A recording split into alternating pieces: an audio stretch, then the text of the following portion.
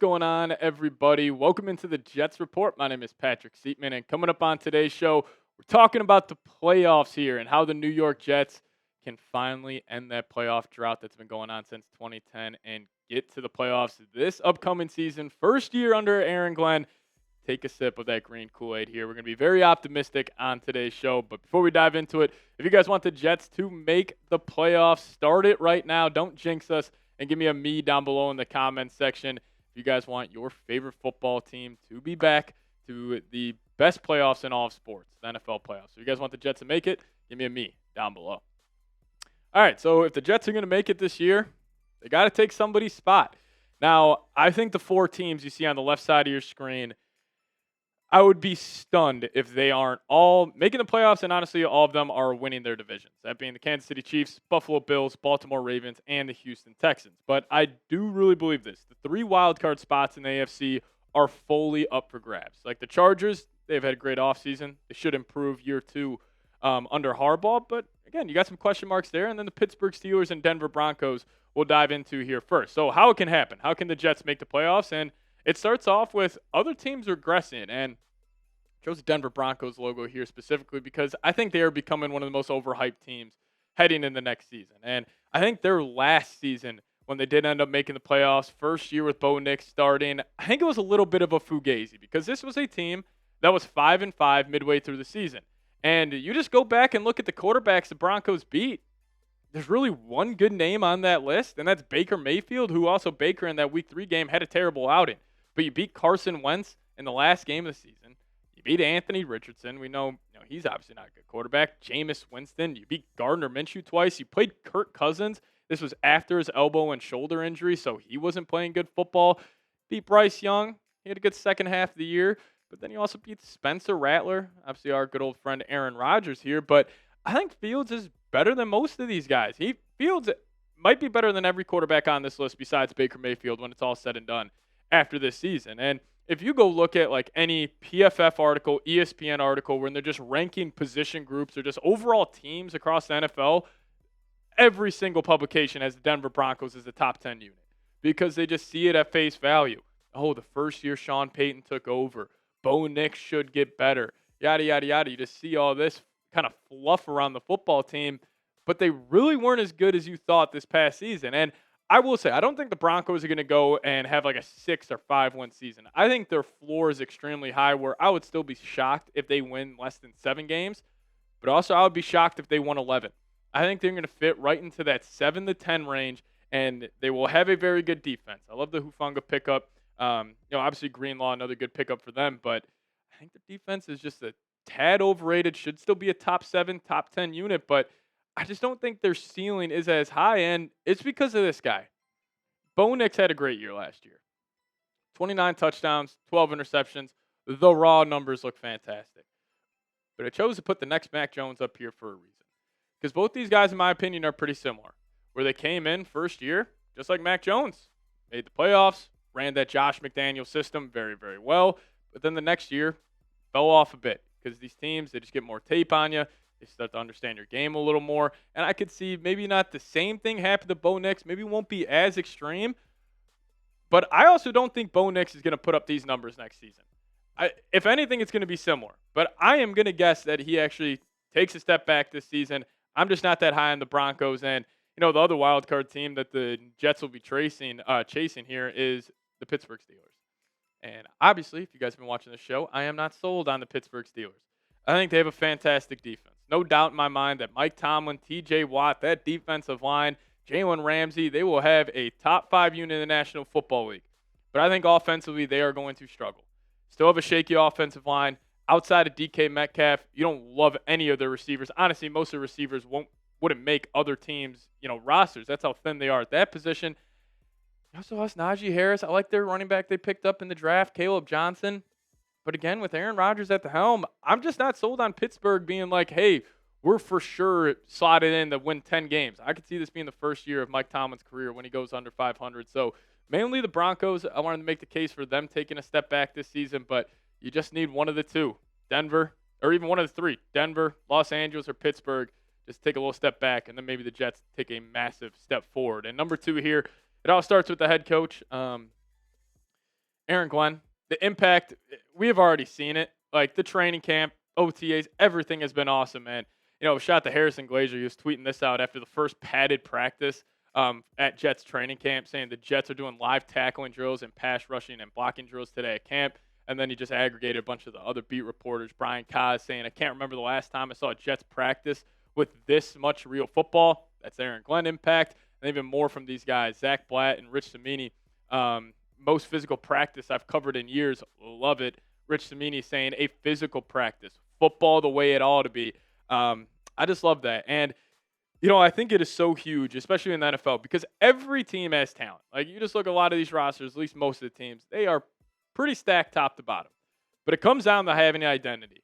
And that starts with the head coach. That starts with Aaron Glenn. And he has already instilled that identity.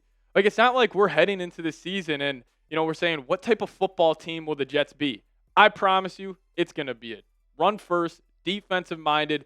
They're going to slug a lot of these games out in that 16-13 range, and you just hope you close out a lot of these games late in the fourth quarter. But they're going to play ball control. They're going to play extremely hard. You're going to feel this New York Jets team every single time you play them. And I wonder if this Jets team, if you guys remember, the Detroit Lions last year, every time they played a team, the following week, that team, they were like 2-15 or some ridiculous stat where the week after they played the Lions, because the Lions were a very physical group, they got their ass handed to them. Remember, the same thing happened with the Niners when they were going on their Super Bowl runs. The team, the week after they played the Niners, they would most likely lose. I wonder if Aaron Glenn will have that similar impact for this Jets team where it's like, hey, you go get in a physical battle with Glenn, Quinnen Williams, the running backs, Fields, the offensive line. But the next week, these teams are probably just waking up incredibly sore. So the identity is already set, and, it leans into the third one here. The defense bounces back. There is too much talent on this side of the field for them not to be a top 10 unit. And I think Jets fans have every right to be pissed off with the performance at the second half of this year that this group showed. It just kind of seemed like they were checked out. Now, I think coaching had a lot to do with it. I think Aaron Rodgers honestly had a lot to do with it because they were just kind of looking at, this was just a throwaway season. Rodgers got his guy, Devontae Adams. They're just trying to stat pad their career stats. So I don't blame these guys for kind of checking out a little bit, but that also connects back to Aaron Glenn. That won't be an issue. And I think this team, if they could just be better at stopping the run, that would be massive. And I think that does stem on the young edge rushers.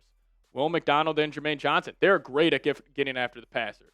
But can you take that uptick in defending the run? Because you've got a great linebacker duo. Quincy Williams, Jamien Sherwood, some of the better linebackers you have in the National Football League. But I think it's going to start with stopping the run.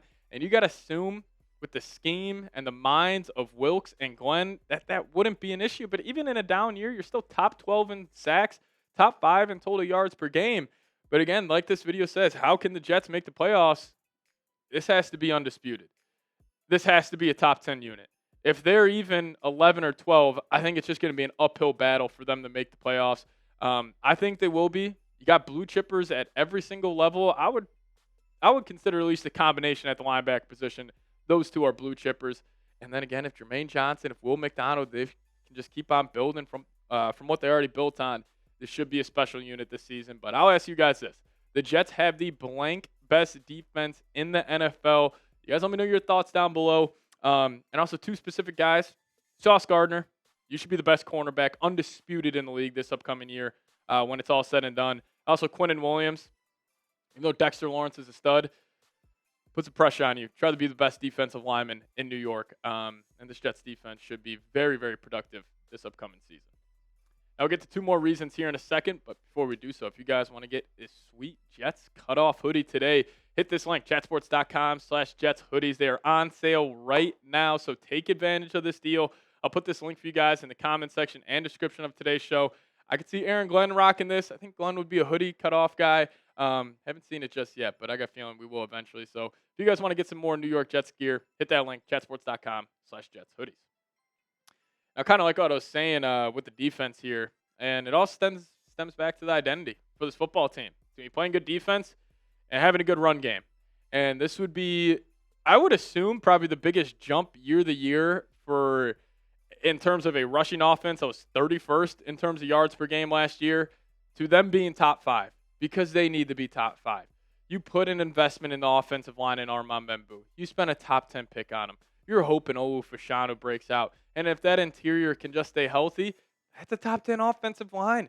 And then at least what we have seen from Braylon Allen, Breece Hall so far at training camp, these guys are going to be a problem. And again, the icing on the cake is Justin Fields with the running game.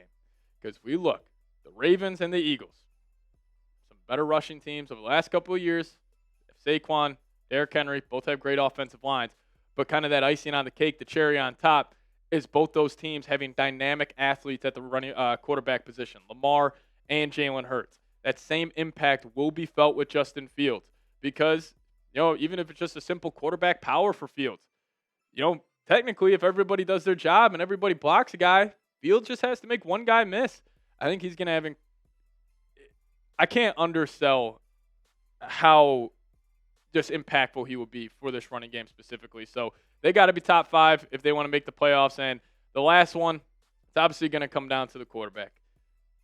Thank you, God, that he ended up avoiding major injury at training camp. But if all of these things happen, like if you do have a top 10 defense, you got a top 5 run game, I think that sets the Jets' floor as 7 wins with all of these reasons.